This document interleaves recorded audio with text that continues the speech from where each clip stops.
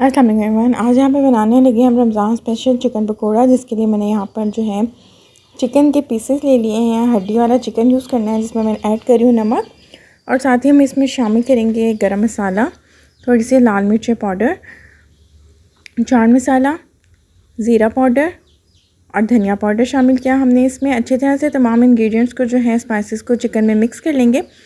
बहुत मज़ेदार से चिकन पकोड़ा रेडी होता है रमज़ान में। मेरी इस रेसिपी से ज़रूर ट्राई कीजिएगा। यकीन करें आपके बच्चे और आपके फैमिली वाले जो हैं वो यकीन इस रेसिपी को ज़रूर पसंद करेंगे। इसको हमने मैरिनेट करके रख देना है थोड़ी देर के लिए। स्पाइसेस को मिक्स करते रहना अच्छी तरह, और जितना ही अच्छे स्पाइसेस में मिक्स होंगे उतना ही मज़ेदार जो है हमारी चिकन पकोड़ा रेडी होगा। पर हमने रख देना है चिकन को कवर करके, और आफ्टर 15 मिनट बाद हमने जो है मिनट्स बाद इसका कवर ओपन किया। और अब हमने इसमें शामिल करना है बेसन।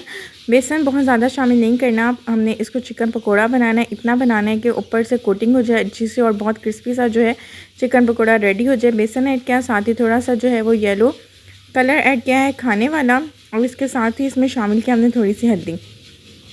बेसन को अच्छी तरह से चिकन में मिक्स कर लेंगे, और चिकन की मिक्सिंग करते वक्त थोड़ा सा पानी भी ऐड करेंगे ताकि बेसन जो है वो अच्छी तरह से तमाम चिकन में जो है वो कोट हो जाए। अगेन इसको कवर करके हमने रख दिया है, और आफ्टर 30 मिनट बाद देखिए बहुत अच्छी सा जो है वो चिकन पे कलर आ चुका है। बेसन भी अच्छी तरह से चिकन पे रख चुका है।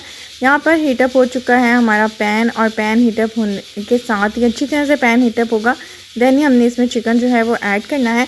कितना अच्छा चिकन का कलर आया है, और देखिए चिकन बहुत अच्छे से हमारा फ्राई हो चुका है। मज़ेदार क्रिस्पी चिकन पकौड़ा तैयार है। मेरे चैनल को सब्सक्राइब कीजिए।